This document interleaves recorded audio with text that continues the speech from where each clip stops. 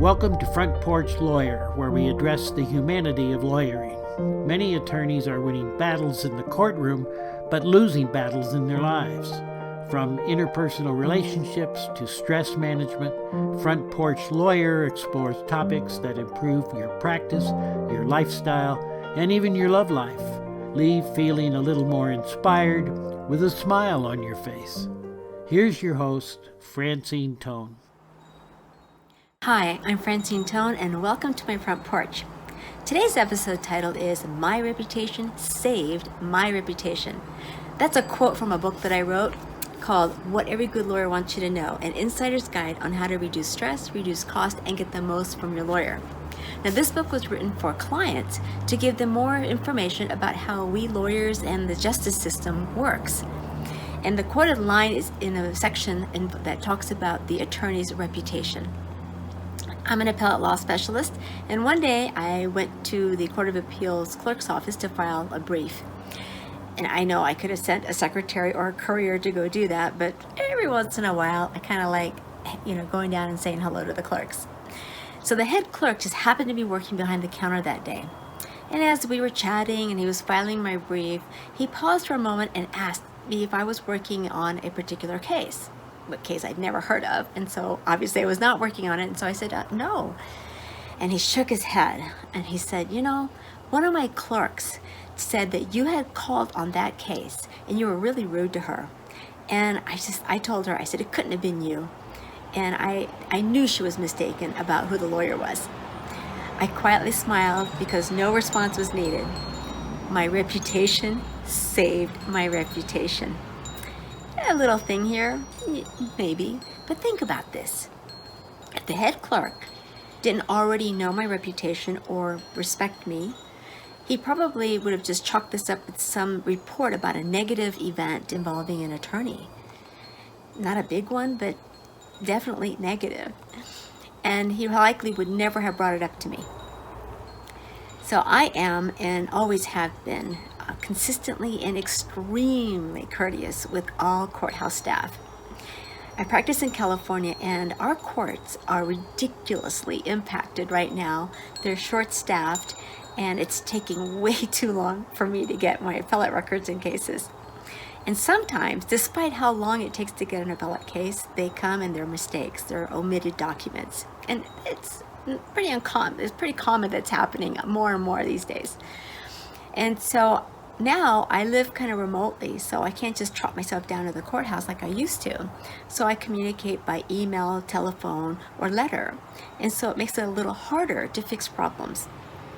And when I send correspondence and motions to the trial courts particularly, sometimes they get lost or they don't go to the right department, or it passes by one clerk's desk but it doesn't get to the right clerk's desk, or sometimes I make a little mistake, a silly mistake. And yet, when I call the court clerk, I really manage my emotions so that I don't even give a clue in any way to make them feel like I'm judging them or suggesting that they made a mistake.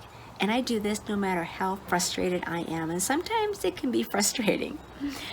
And once I've worked with a clerk, it's not uncommon for that clerk to go out of her way or his way to help me solve the problem. And even when I make a mistake, sometimes, instead of getting everything rejected in the mail, I often get a real pleasant phone call from the clerk. Today, clerks even send me unsolicited emails to let me know what the status is or what's going on when they're trying to find documents for me or trying to get documents to the right department. And they just let me know what the status is, which is nice. The first time that happened, I was actually really surprised. Now, 30 years ago, 40 years ago, clerks calling the attorney to alert the attorney that maybe a mistake was made may have been more common. But these days, how often does that happen? Hardly ever. Almost never.